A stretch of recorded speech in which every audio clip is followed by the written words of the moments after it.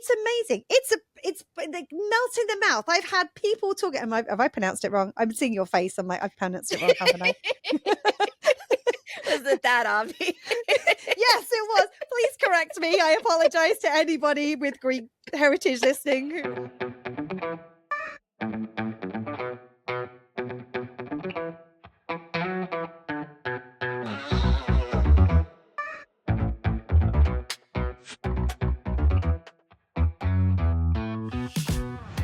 Hello, hello, hello, and welcome to Well Shit. It really is that simple. I'm Claire. And I'm Serena. On this podcast, we help you to understand about your 12 universal needs, why they are currently not being well met, How to meet them in ways that work for you, and how to consistently do so in quick, easy, and simple ways that fit seamlessly into your life. We'll also help you to understand how doing so will have a positive ripple effect in literally every area of your life. If you like what you hear, sign up for more support with meeting your needs with your weekly Universal Needs notes at theuniversalneeds.com. And enjoy the show. Hello, hello, hello. Hey, everyone. I can't believe we're at the time of year again where we're talking about Fancy Fest costumes and conversations. Like, I mean, this year is flying. That's just a fact at this point. But I'm like, it was just a minute ago that we were doing Fancy Fest last year. Like, what? I mean, and if you're listening and you're like, you're doing what? I'm going to let Serena describe Fancy Fest because she describes it better than anyone I know. Fantasy Fest is like if Halloween and Mardi Gras had a baby and they banished it to an island and they're like, here you go. It is just It's a week-long festival. It is literally everything you could imagine and nothing you could have expected. Like it's I reckon that some people would have a hard time imagining some of the shit I've seen at Fancy Fest. I'm going to be honest. Well, that's why I'm saying and the nothing you could have ever expected. Like it's literally like you're looking for it. You'll probably find it there or some variation of it. And there are some things you're not looking for and you cannot unsee. This I've learned in the past. But there's lots of parties, there's lots of fun. But there's some key events that are our favorite ones to get involved in. And this year the theme is, I can't remember, it's like magical monsters and something mystical creatures or something like that. It's something like that. It's all about magical, yes, magical stuff. So obviously, being the fairy gay mothers, it's literally written for us. So yeah, we're going to get involved as usual in the zombie bike ride, the walking parade. We haven't got as far as the main parade yet. We're debating that one still. That's the thing. Like, I feel like it's. How is it time we're talking about it? And at the same time, I feel like I'm like 4 months behind. Like too late, right? I'm saying the same thing. Because we know what's going to happen. I mean, I feel like, something happened with like time in the last 5 years where it doesn't completely make sense to me. And this year has been a special kind of warp speed vortex where I'm like, what the fuck just like how am I in, like, we're coming up on September now. I'm like, what? Right. No, like, well, and when this goes out, I think when this episode goes out, Fancy Fest would have been and gone. That's just scary. And scary. And like, again, we started out the last podcast. Yay us, we're ahead. Like, yay! I know. Look at us. We're heading in. I think we're heading podcast, if not anything else in our lives. Like, nothing with respect to the business, nonprofit, actual personal lives. Like everything else feels like it's like hanging by a thread or dangling out the window. But podcasting, we're doing good. Like, we'll take it.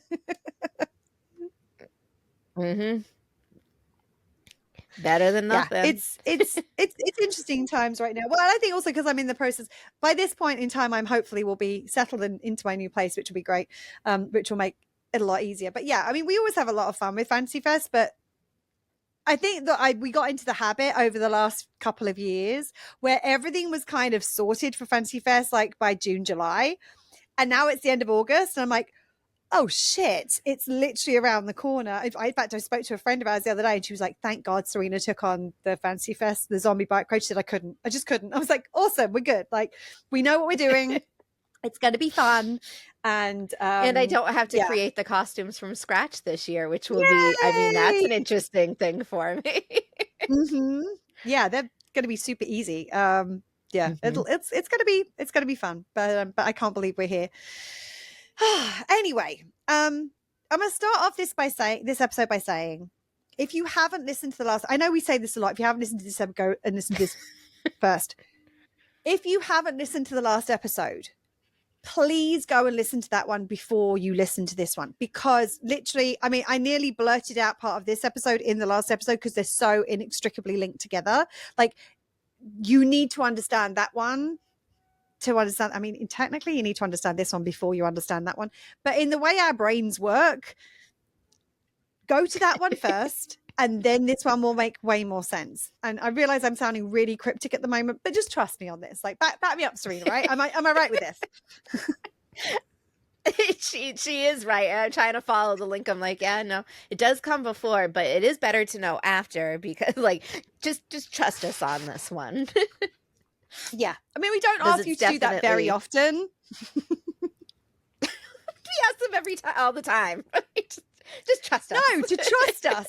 I mean, we say go and listen to he's the ones to listen to, but I mean, very rarely do I go like, just trust me on this, just go do this. Like, that's not very common. Normally I'm like, check in, see if it works for you. I mean, obviously check in and see if it works for you, and if not, you can say, screw you guys, I'm not doing that. Fine, totally valid. But on this occasion, I think it might help. Just saying. I was waiting for you to jump in. I thought you were about to jump in with something then. I was like, oh. No, I'm trying to time it in my mind for like the 30-second delay that we have. Like, right. like, yeah. Okay, her hand is here. We've had an interesting morning here. We've had a power outage. I mean, the fact that we are here and recording is something of a minor miracle anyway, because we lost power for a good hour or so this morning and the internet has been doing things. So yeah, bear with us if there's a little bit of a delay. We have these little blips. We'll do our best to navigate through them. So if you listened to our last episode, we were talking about the importance of nervous system regulation and how you can regulate your nervous system, what's important with respect to regulating your nervous system, and how it's important to find the ways of regulating your system that work for you. Like, if you understand what nervous system dysregulation is, and you understand from a needs context the reason it's so important, as with any need, that you find the way of supporting it that actually really resonates with you. And this is like, when it comes to your nervous system, this is true of more so than anything else, because if it don't resonate with you, your nervous system is not getting regulated. In fact, it could actually get dysregulated. You could be trying to do something like, this is the thing I've been told to help regulate my nervous system. And it's like, and your nervous system's going, fuck off, does it? Leave me alone. Can you try something else, please? This doesn't help. It's a thing. Like, well, and it's so obvious, like, you're saying that, and I'm like, yeah, well, yeah, if it doesn't, like, not everything works for everybody, and we talk about that in so many ways with so much of what we teach. And with this, it's like something as simple, like, for somebody, physical touch may be the thing that regulates their nervous system, and for somebody else, physical touch could be the thing that makes them go like, what? No, and like their entire system. Like, have you ever given a hug to somebody who doesn't want a hug? Like you know in the X-Men, like Wolverine, where like his claws come out. I feel like it's like that, but with like a hedgehog. It's like all the like spikes come out immediately, and like they tense, and it's like zoom, and it's like, oh. But at that point, a lot of the time, you're committed by then. Like, you can feel it happening before you actually get in for the hug, and you're like, oh shit, this was not a good idea. Now, I will say something at this point in the process. If you're at that point and you can feel them tense up, it's far better to go, oh, I'm sorry, I should have checked. Would you like a hug? Are you a huggy kind of person? Rather than just make everything really awkward and uncomfortable by continuing to hug somebody who very obviously does not want to be hugged. just a little aside here. That's not something that most people talk about, but it actually is a way better way of handling that situation, because nobody's comfortable in that situation. You're not, they're not. It's not going to help anybody. And actually doing a like abort like midway through is better than like, oh, I'm here now, I'm committed, I might as well carry on. Like, that's not going to make anything better. You're going to like this hug. It's going to feel good. Like, it's not how it works. I used to think, because I'm a hugger, like, and 2020 was like that for huggers. 2020, yes. Like, I mean, that was a reality check for all of us in so many ways. But for people who normally go in for the hug, you know, learning about consent in its larger umbrella, which is, you know, I mean, that is like a chasm of a rabbit hole we could jump into, and I'm going to try not to.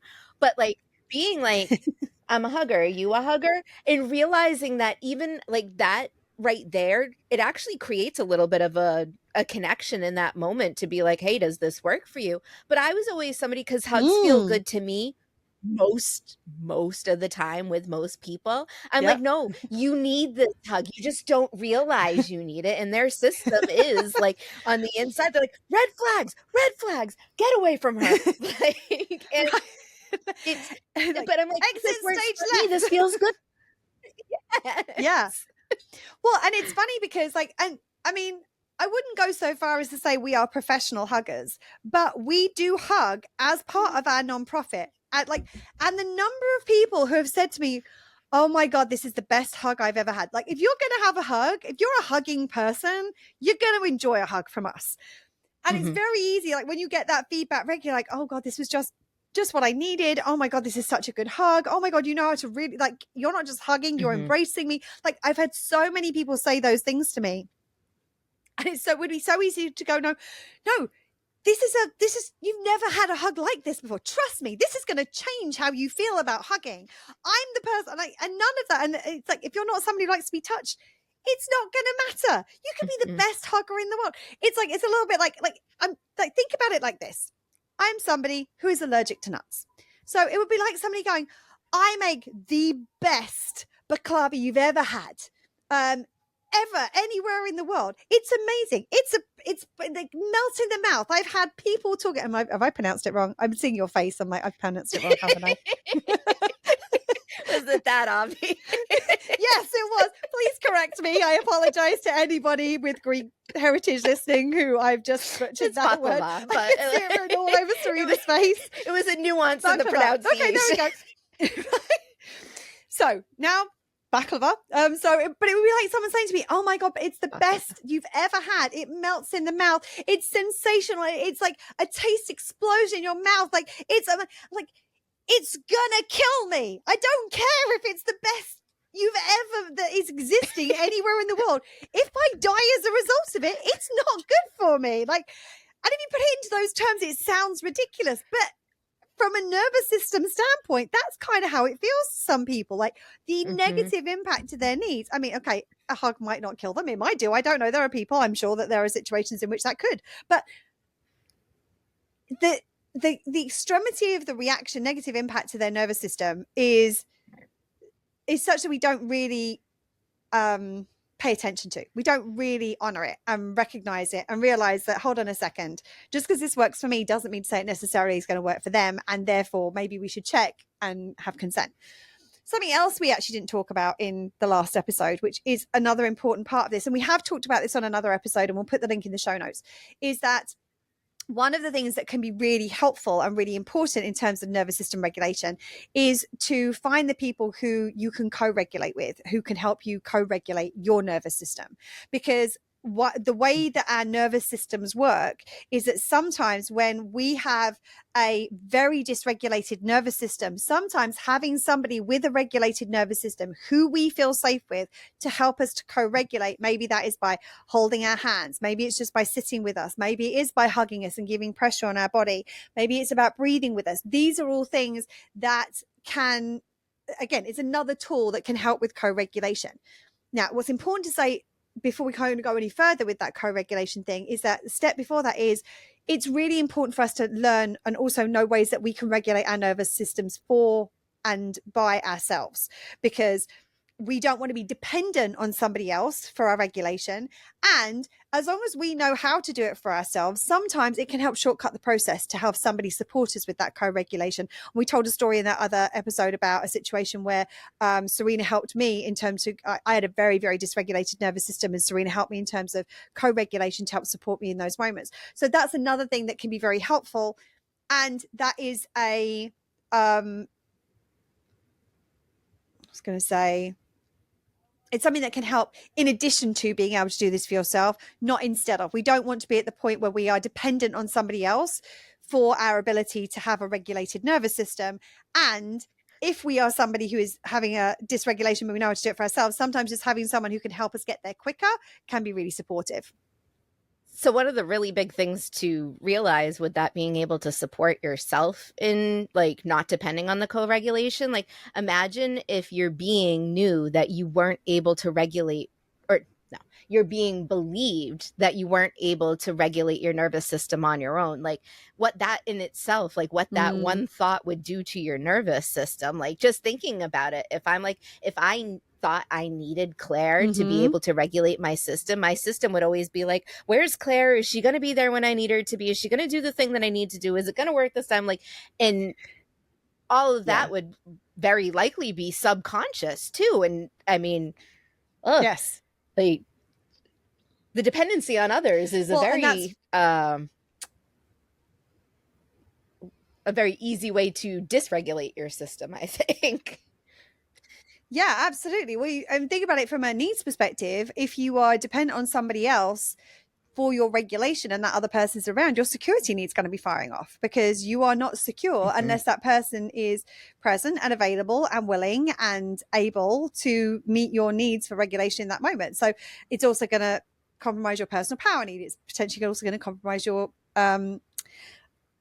value need, your emotional experience expression need. Like it could compromise so many things, and then it could end up actually that dynamic being present actually could end up compromising your love need because you may feel dependent on them. So it's like you need them more than do you care about them. So the need for them can end up surpassing and compromising the connection that you have with them. Like being dependent on other people for getting our needs met as the only way we can get our needs met is, we talked about this innumerable times on the podcast before, is really problematic. And that doesn't mean to say, I mean, we are social creatures. We know that we are meeting our needs in the context of being part of the wider community, that the needs ecosystem, and that we want to be able to support each other and contribute to each other as part of this existence.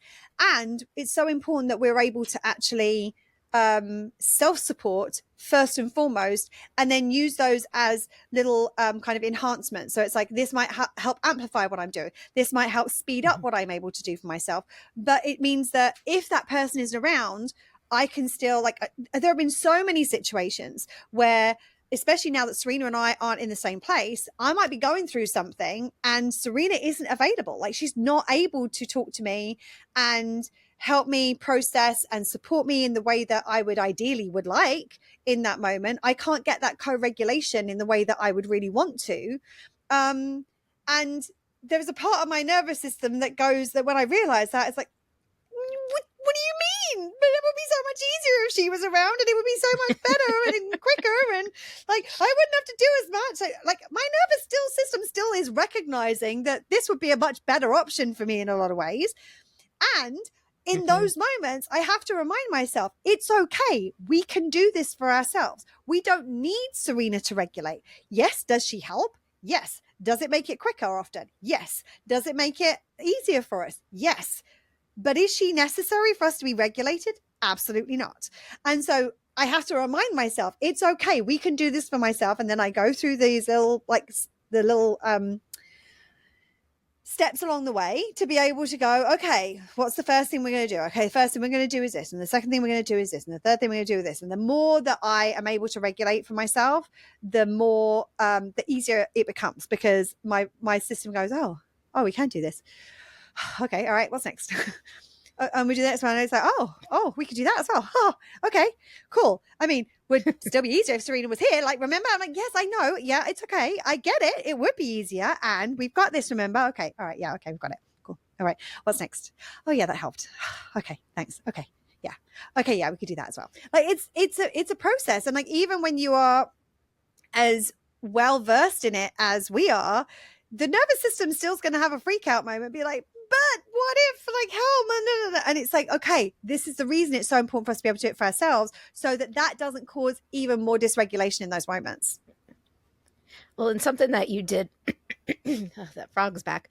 Something that you just did that I think is really important to point out is reassuring yourself of these things, because that's one thing with our nervous system. Like when it starts going like, you know, kind of off the walls a bit, reminding yourself like, oh, okay, that did help a little bit. Like, and just like, acknowledging those little steps that get you to a point of more regulated, which so often, like, it's like we take a deep breath and it's like we may realize it feels better, but actually acknowledging like, oh, that actually helped. Like that helped.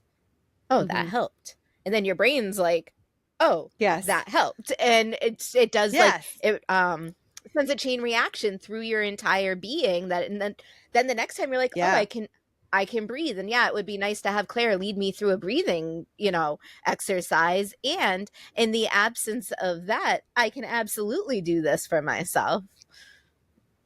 And like a part of that acknowledgement sometimes is like acknowledging, what do you feel that you didn't before, or what do you not feel that you did before? So it's like what, like sometimes like I'll take those deep breaths and I'm like, oh, like my belly feels more relaxed than it did before, or like, oh, I feel like my shoulders release then, or like, oh, okay, yeah, maybe my jaw a little bit more, like, yeah, I can sit like, oh, I literally just stretched my shoulders back then, and I'm like, oh, that like something clicked in my back, that felt nice. And like those can sometimes be those little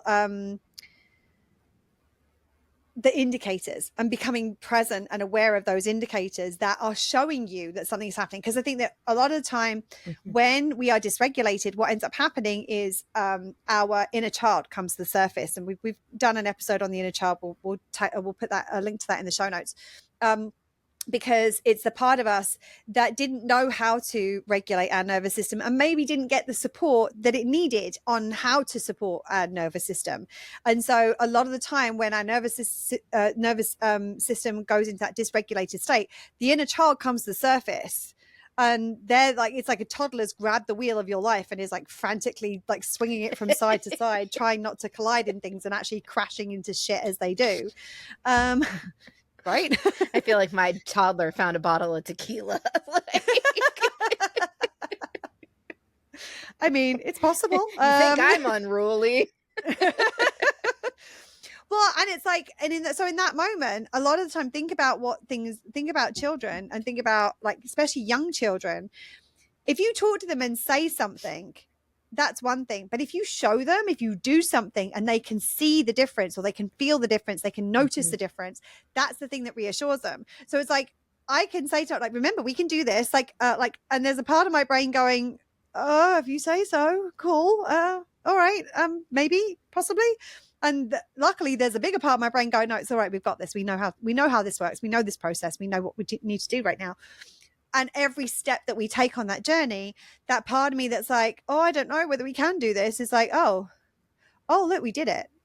It's like, I very much remember like when I took my some of my nibblings to the park years ago, when my niece was still quite young.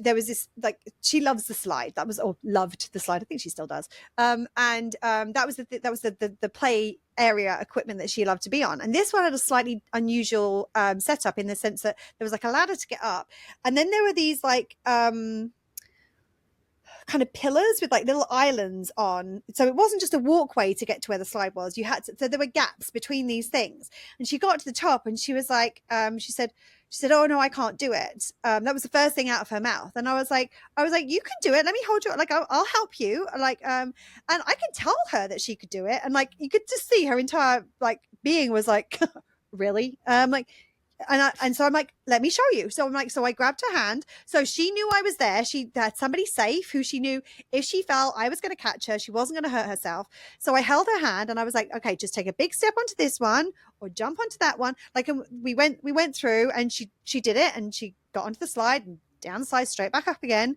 And the second time she got up there, she put her hand out for me to help again. And I'm like, okay, you got this. And I'm like, and so I helped her across again. Third time she went up there, I went to offer her my hand. She's like, oh, no, I can do this. And I was like, yes, you can. Yes, absolutely, you can.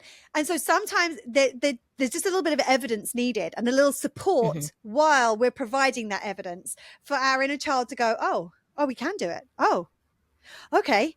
All right, what else can we do? Okay, cool. We can do that too. Okay, fine. Okay. Breathe. Okay, got it. Okay. So it's so important that we recognize that sometimes that part of us is going to need a little bit of evidence. So those small, quick, easy things that we know are going to make some difference to how we are feeling, even just a couple of deep breaths to begin with, that's a lot of the time a really good starting point. I just taking a few deep breaths, because that alone is going to make a little bit of a difference. And it's quick, it's easy, it's simple. You don't have to think about it too much. And it's like, oh, okay, now what can we do? And that it gives us that little bit of resource to be able to figure out, okay, what's the next thing I can do that will help my nervous system to regulate?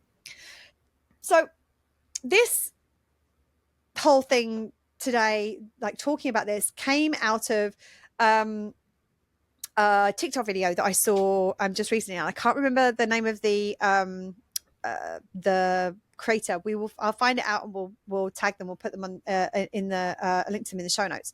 And basically what they were saying in this is that they were talking about nervous system regulation. And one of the things they were saying is that nervous system regulation, as we were talking about in the last episode, happens when you feel safe.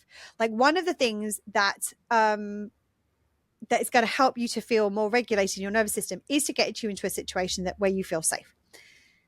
And one of the ways in which you get to feel safe is by you taking care of some of the very, very base level human needs that we all have, especially the physical ones, because that's you're basically letting your body know it is safe with you, that you are going to take care of it in the basic ways it knows it needs to be taken care of, like going to the bathroom when you first need to go, taking a drink of water or something that's going to hydrate you when you first feel thirsty, eating something when you first feel hungry. Because what ends up happening is that if you don't do those things, if you don't listen to your body because what's happening at this point is your body's going, excuse me, I need something over here.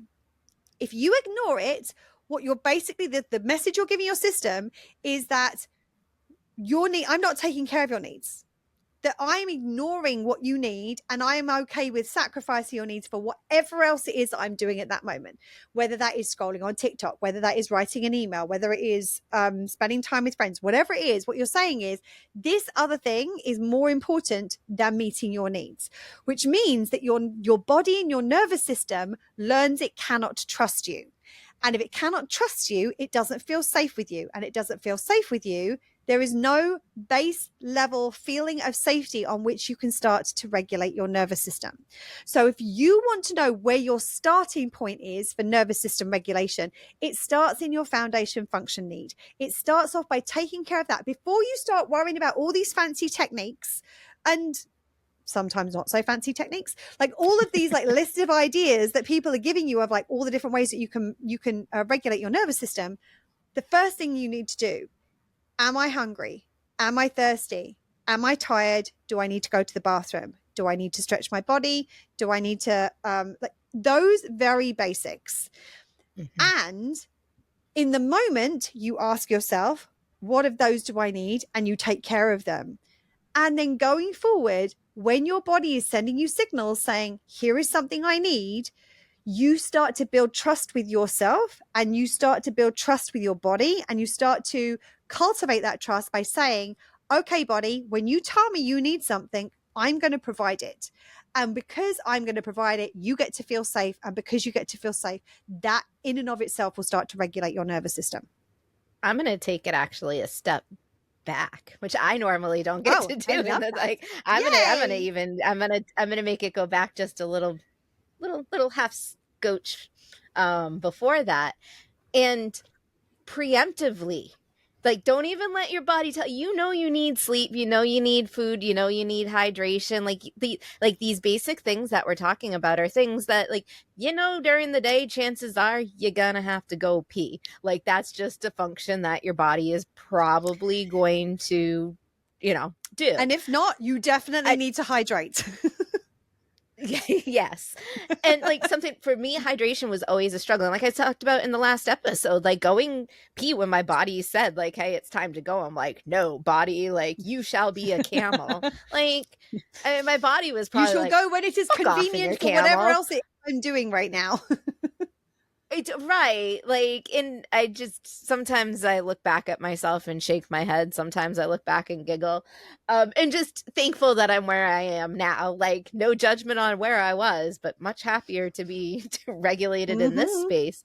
But like, certain things that I've started doing, like, I keep a can of seltzer open just all over the place. Like, I always have a can of seltzer and waiting, so I can just grab it and sip. And it's like, I may not even be thirsty, but I'll walk by it and I'll look at it, I'm like, that's probably not a bad idea. Take a sip, put it down, walk away. I know my routine. Like, you get to a certain age and you kind of get into like a bathroom routine. It's like, I know sometime between 7 a.m. and 10 a.m. I'm gonna have to go pee.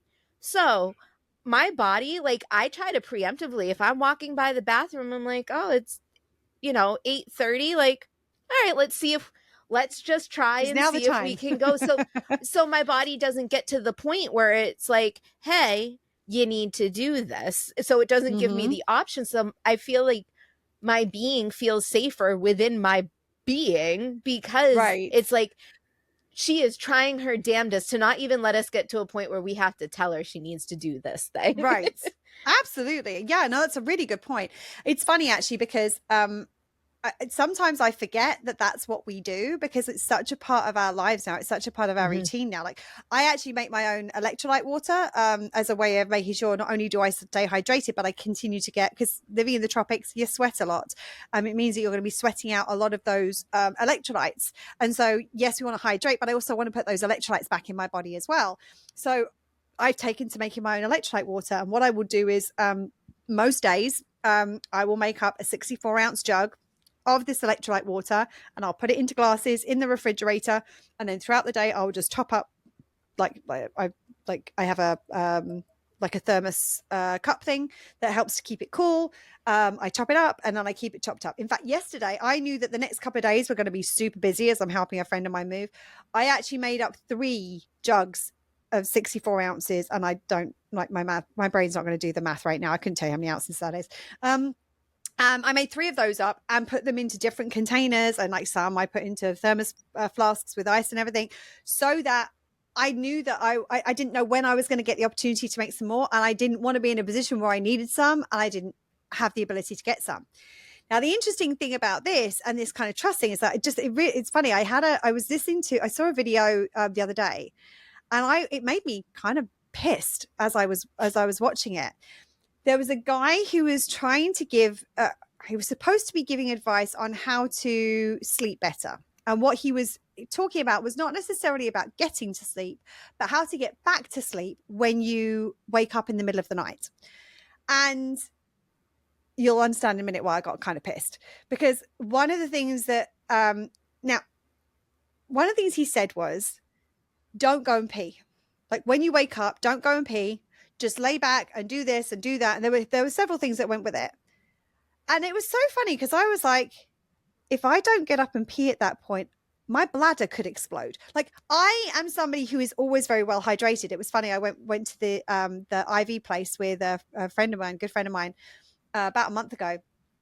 And we went in there, and I was like, yeah, I'm really dehydrated. And he looked at me, he looked at the nurse and went, yeah, for her unhydrated is as everybody else is overhydrated. Like, she hydrates more than anybody else I know. And I was like, oh, I didn't realize that. Actually, thinking about it, he's right. Like, I hydrate so much that dehydrated for me is a different level. Like, I feel dehydrated because I haven't had as much as my body is used to, but actually I'm still having a huge amount.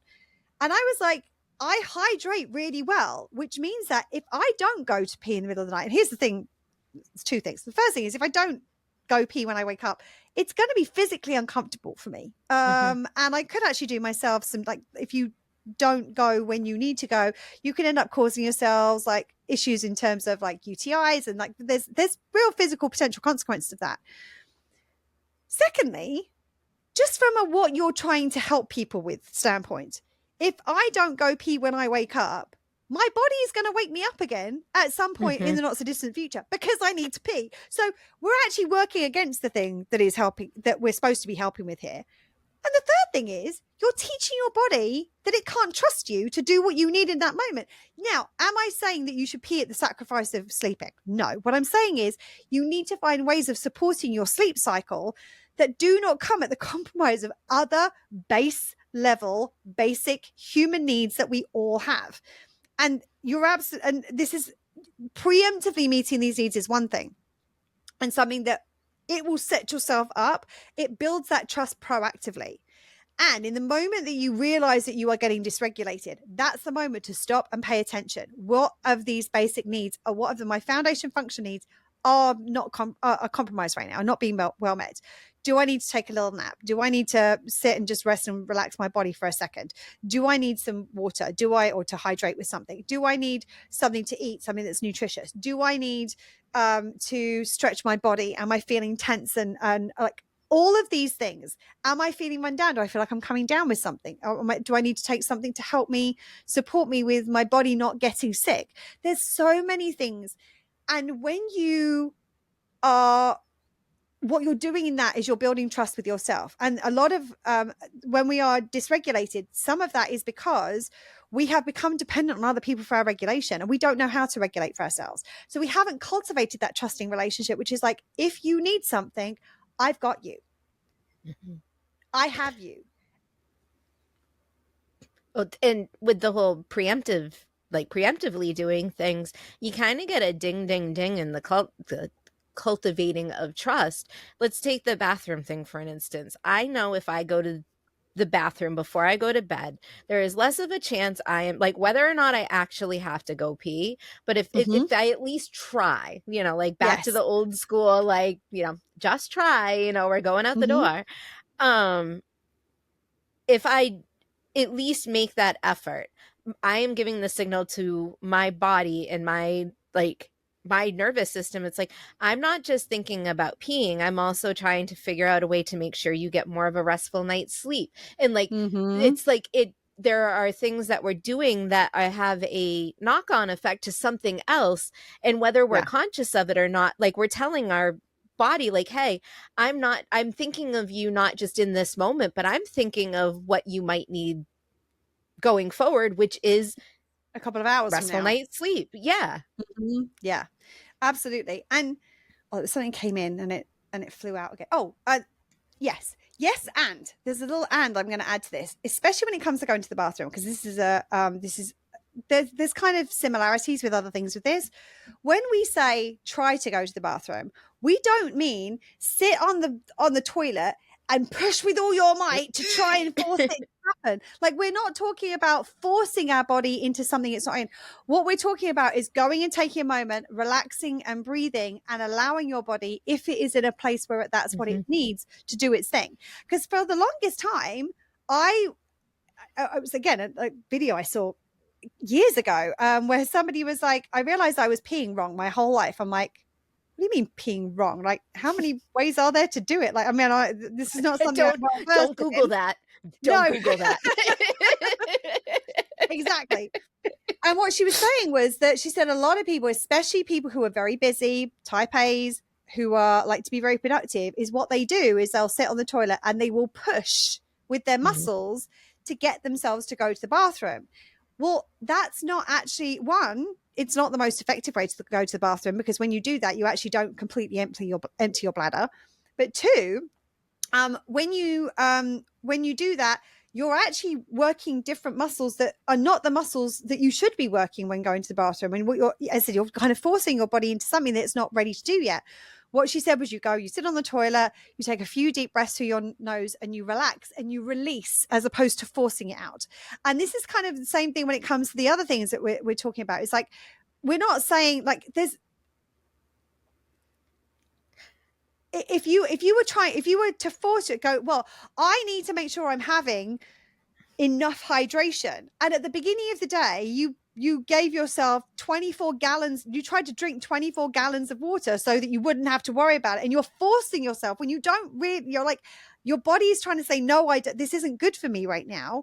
That's different between that and regularly small, giving little sips or little snacks here and there to be able to maintain and sustain what your body needs without getting to that point of okay, I'm in abject need now. I have to have this now because there's an urgent situation here. Wouldn't you say the same is true with like sleeping as well? Like, I know I'm one of those people, if I tell my brain we're going to bed and like it gets mindful, my brain's like, oh, like, fuck, we're going to bed. But one thing that I've learned over the years is like, if I go to bed, I try to force myself to go to sleep. Like we are going to sleep. We are shutting down. It's not going to happen. Yeah. However, I can go into bed and close my eyes, and at least I'm resting my eyes or my body. I can go into bed and just lay down. And that is a step closer to that sleep that I am, you know, like the ultimate goal of sleep. But like finding kind of that what you need in that moment is rest. What you need in that moment is rest. And if you're trying to force yourself to sleep, it's probably not going to work so well. What you're doing is you're allowing yourself to rest. And actually, if you're trying to force yourself to sleep, it's the time the biggest resistance is going to come back. If you allow yourself to rest, you may fall asleep.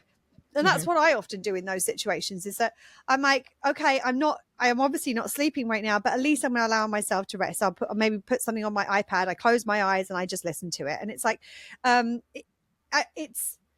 I think it's a slightly different one because in my personal experience, I can't force myself to sleep if I'm not able to. Like if I'm not sleeping, I'm not sleeping. So like I don't have like a little keyboard where there's like a sequence of power down button. Yeah, like the cheat codes when you used to play on video games. I've got the cheat code to force myself to sleep even if I don't want to. Like I haven't figured that out. I mean, as helpful as I feel that might be at sometimes, but I think by allowing myself to rest and focusing on what we need is rest. And yes, in an ideal world, we think that would look like sleep, and just allowing ourselves to rest in whichever way is in alignment with where we're at in this present moment is better than not resting at all.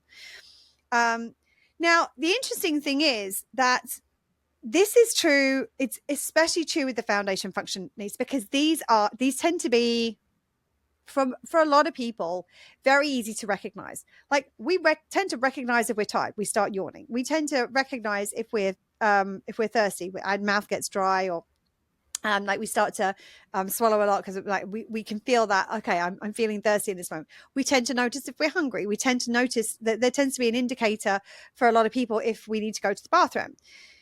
Now, the interesting thing is, and this is the thing I was going to say this in our last episode, then I realized it actually belonged in this episode rather than that one. So if you listen to the last episode and goes, what the hell was she going to say then? This is what I was about to say.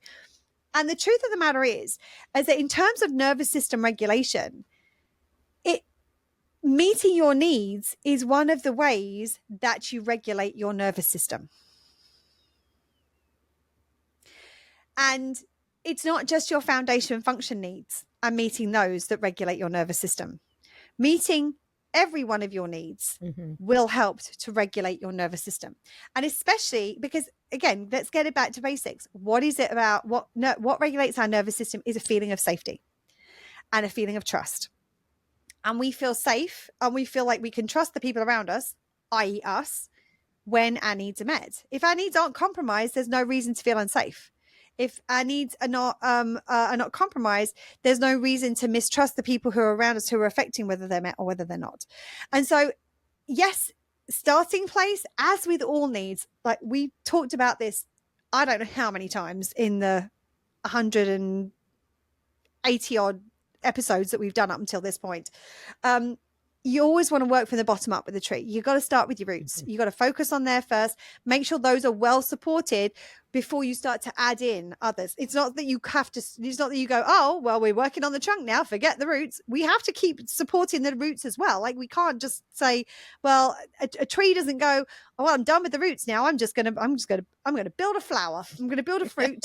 Let's build a fruit, but no attention is going to be paid to the roots, the branches, or the trunk, or the any other part of the tree. That's not how it works. We do need to make sure we're supporting everything. And So we want to start with those foundation function needs first and foremost when it comes to nervous system regulation and when it comes to our other need meeting as well. And once you have taken care of those needs, other needs, supporting of other needs will also support your nervous system. Because think about it, this is about safety. So if we're meeting our security needs, if there's something that's making us feel unsafe or something that will make us feel safer, if we do something to support that, that is also going to help regulate our nervous system. If we are taking care of our value need, we feel more secure in ourselves. The more secure we feel, the safer we feel, the more our nervous system is going to be regulated. Personal power is a huge one. If we feel like we've got the power to do something, we've got the power to choose, we've got the power to create options for ourselves, we're going to feel safer. So therefore our nervous system is going to feel that much more regulated. Same thing when it gets to emotional experience expression.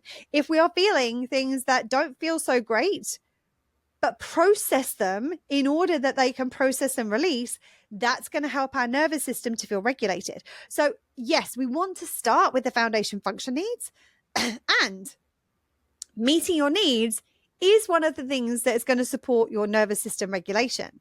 And the things that you do when the more your nervous system gets regulated, the more your needs are going to get met. It's got this brilliant symbiotic circular relationship, a little bit like we talk about with the self-worth, where if you don't have low self-worth, you do nothing to meet your need for your needs, which means that you feel less worthy of having them met, which means you do less to meet them and you get this downward spiral. And the cool thing is that in symbiotic relationship works the other way as well, which is like if you feel worthy of having your needs met, you do things to meet them, which demonstrates that you're worthy of having them met, which means you do more to meet them. So that upward spiral happens as well. Same thing is true with your nervous system regulation. When your nervous system is dysregulated and you therefore don't do things to meet your needs, you're going to get more and more dysregulated. When you are in that place where you start to build, you do something that's going to give yourself a little bit of regulation, you have the capacity and the resources to then do more things that are going to support your regulation, which means that symbiotic relationship works in the other way as well.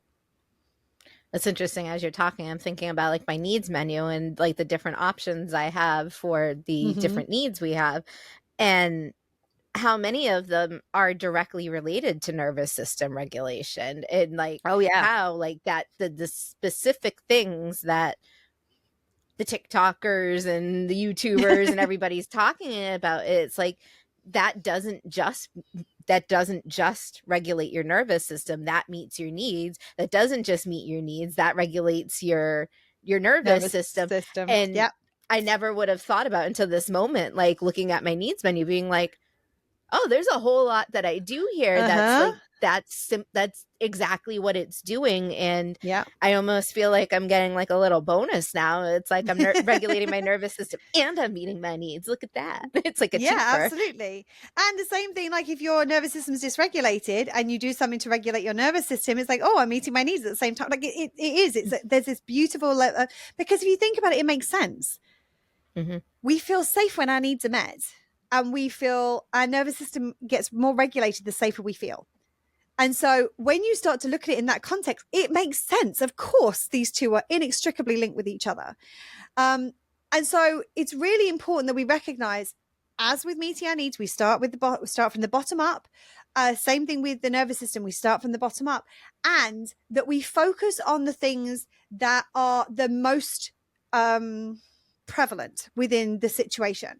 So for example, if our nervous system is dysregulated because we are feeling particularly unsafe, once we've gone through is there anything urgent at the foundation function level, the next need we're going to be looking at in terms of hints for the things that might help to regulate our nervous system better is our security need. We're going to look at what are the ways we can meet our security need. Maybe I'm going to remove myself from this situation, because by doing that, I'm going to get myself out of this situation, so I'm going to feel safer, which will meet the security need, and the meeting of the security need will help my nervous system to feel regulated. Same thing is like if I'm feeling dysregulated because I feel out of control, I feel powerless, I feel like there's nothing I can do, we're going to start off at the bottom. We're going to look at our foundation function need. Is there anything urgent on those things that need to be taken care of?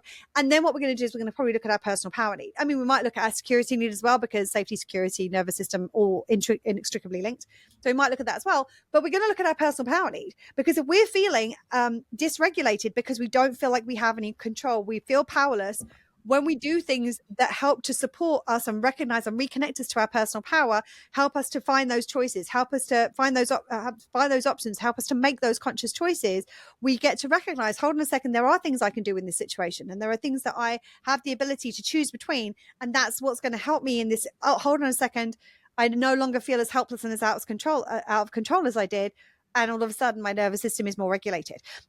Same thing, like if our nervous system is dysregulated because we've got all of these emotions that we haven't processed, we're going to look at the urgent stuff at the bottom of the tree first, and we're going to look at our foundation function need. Is there anything? Do I need to go to the bathroom? Do I need to rest? Do I need to hydrate? All those kind of fundamentals and foundationals. And then what we're probably going to do is we're going to look at our emotional experience expression need, and we're going to go, okay, is there something? Am I feeling something that I need to process right now? Yes. If I do something to process the things that I am feeling, which are causing me to feel dysregulated, then the chances are that's going to help support my nervous system regulation. And I'm making this oversimplified in the sense that the chance that there are these things being things that are only going to be affecting one need, and there's only one need that's up at any point in time when your nervous system is dysregulated, unlikely is the simple fact matter, because for starters, your foundation function, your security, and one other is probably going to be up. I would a very basic guess, which is why I would say you start off with foundation function, security, and then you look at the other things. And what you can do is, in those moments of dysregulation, you can check in, like, what is it that I am feeling? So what is it is causing me to feel so dysregulated? And this is the reason we start from the bottom up, because at the beginning, you may not know, you may not have the capacity to figure it out. You may be in amygdala hijack, where there's the part of your brain that is linked to like a cognitive reasoning and thinking, and all those sorts of things shuts down, and the part which is feeling all the emotions takes over and hijacks everything and goes, ha, I'm in charge now, you listen to me. And that's when you're like, oh, I don't know what to do, I can't think straight. So at that point, you start with the basics, and a lot of the time, foundation function, deep breaths, hydration, going to the bathroom, maybe taking a rest, security need. What is it I need to feel? Okay, I need to feel the earth underneath me. I need to ground my energy. Okay, at this point, okay, I'm starting to get a little bit more regulated, and maybe that allows the amygdala to step out of that hijack mode, and for your cognitive reasoning to be able to think. And at that point, then what you can do is go, okay, what is it that is causing me to feel like this at the moment? What is causing my nervous system to be so dysregulated? Okay, I believe it's this. That is probably affecting this need and that need. What are the ways I could meet those needs that I think is going to support my nervous system most in that time?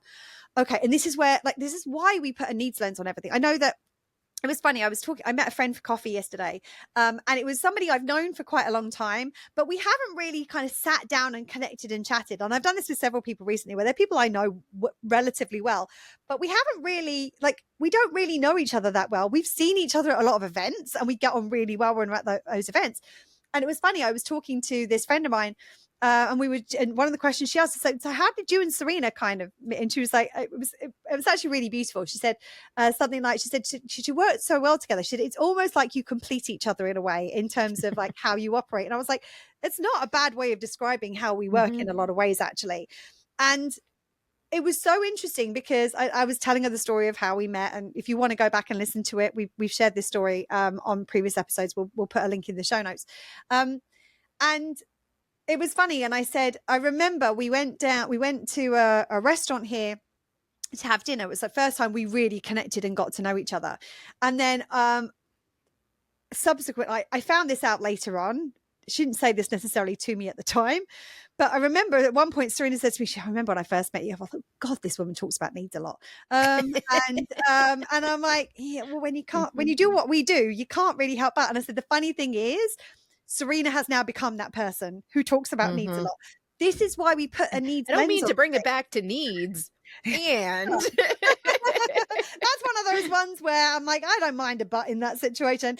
Yeah, it's true, because this is why the understanding what your needs are, understanding how to meet them, understanding the ways of doing that are quick, easy, and simple, understanding how to build those routines into your life in order that you have a base level, your needs are being supported, is one thing. That's the first step. Well, it's actually a step before that. We're going to get to that a little bit later, because we've got a new program coming, in which we're going to talk about that first step. It's very exciting. But once you've got that kind of foundational, okay, we're doing something on a base level to ensure our needs are consistently staying met. At that point, this is when this becomes a tool where you put these needs lens on these situations. If you look at nervous system regulation without looking at it in the context of which needs are being compromised and which of those compromised needs are causing my nervous system to be this dysregulated right now, means that you might be doing things that are going to help your nervous system. And you're probably going to find better, more impactful things to the regulation of your nervous system if you are addressing the very needs that are being compromised that is causing the dysregulation in the first place. Same thing is true if you're dealing with a situation with a friend, like if you had a confrontation or a falling out with a friend.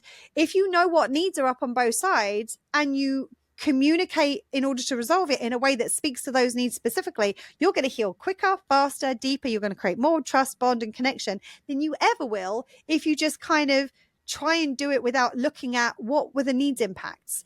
If you're trying to figure out why, like if you're trying to address anxiety and you don't know which needs are either were unmet in the past or that you're afraid are going to be unmet in the future, and you try to address your anxiety in a way that doesn't speak to those specific needs, you're going to have a less impact on the resolution you're going to create to the anxiety that you're feeling than you would if you were to do it in a needs specific way. And that's the reason to come at these things from a needs informed way, to put these needs lens on a thing, and to address these things in the context of needs.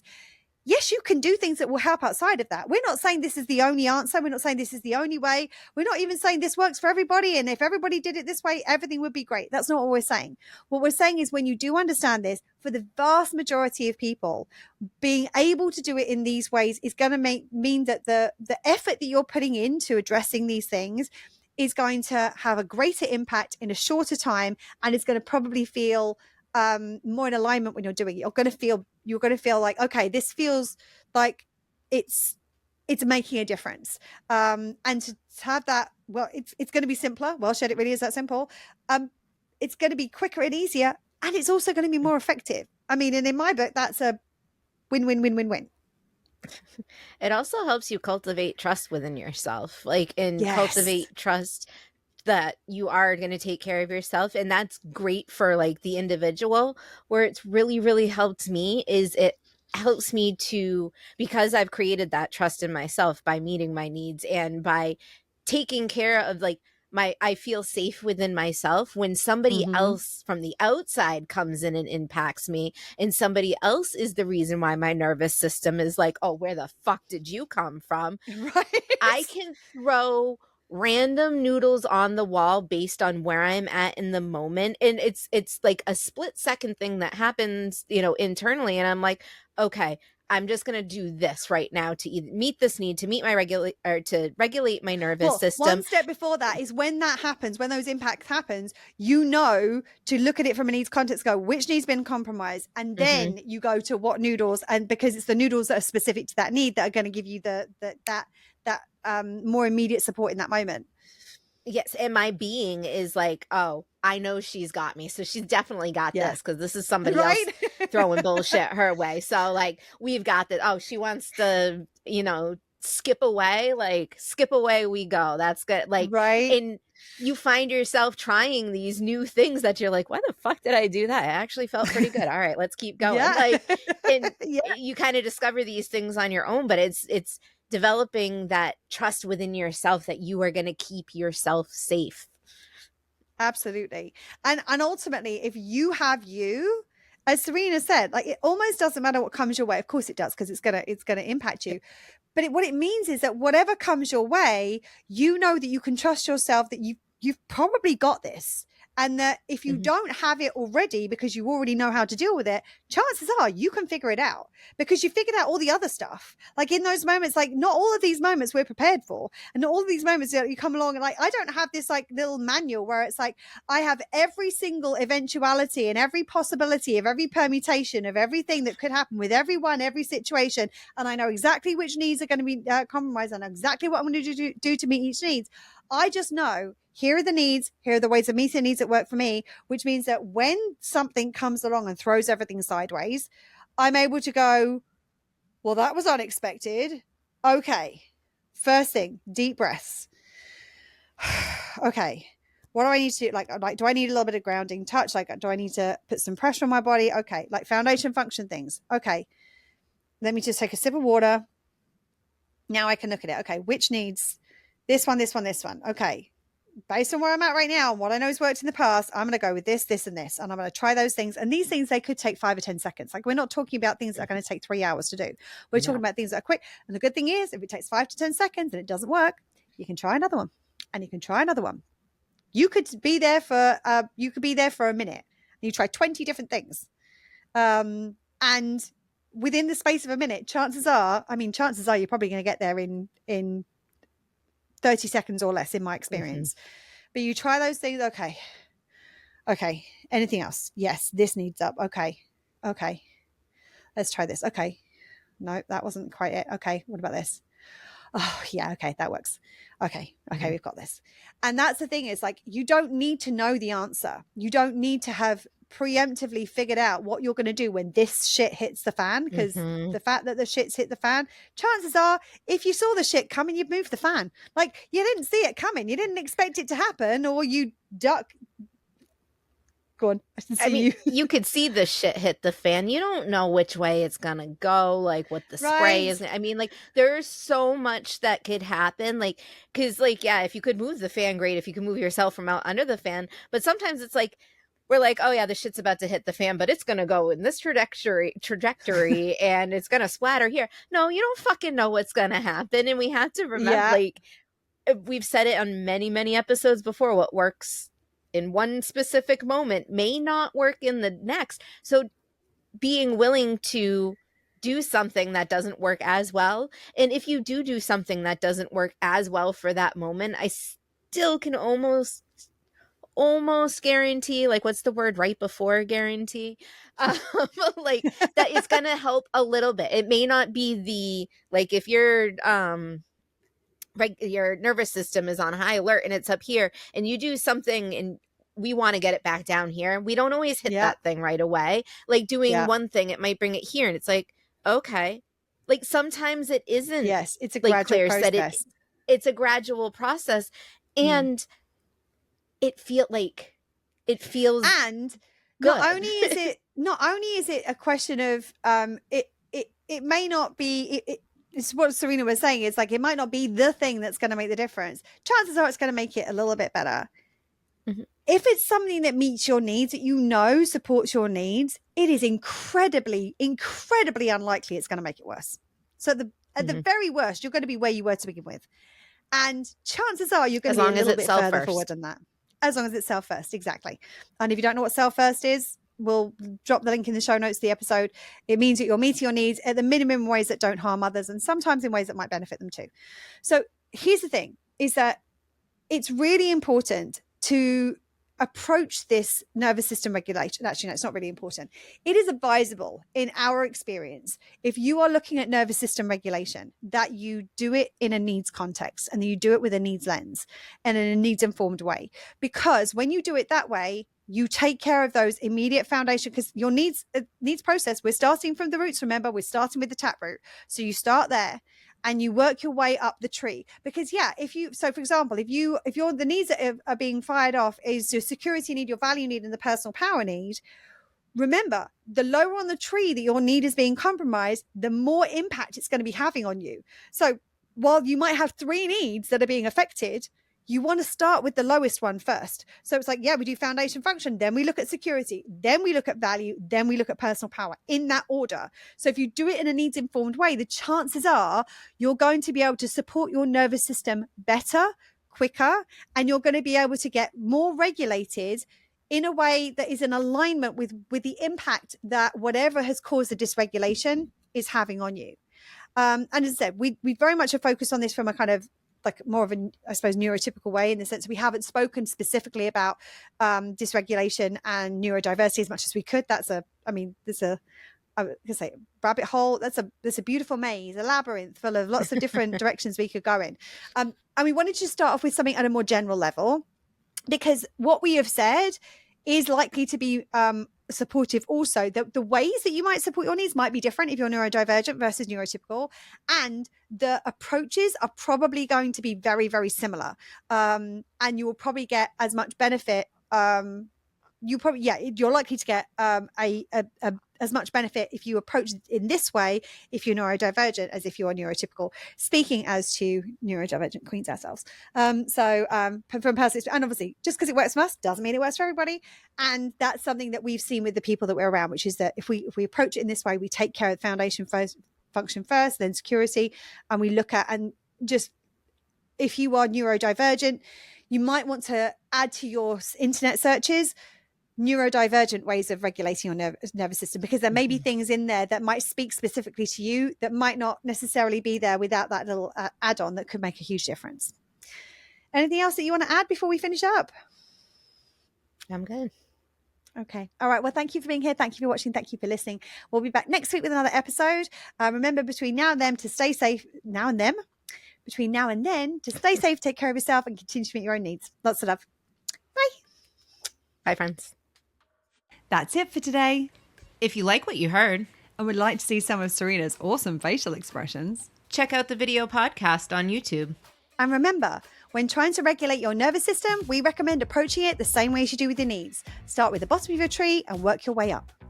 Well, shit. It really is that simple.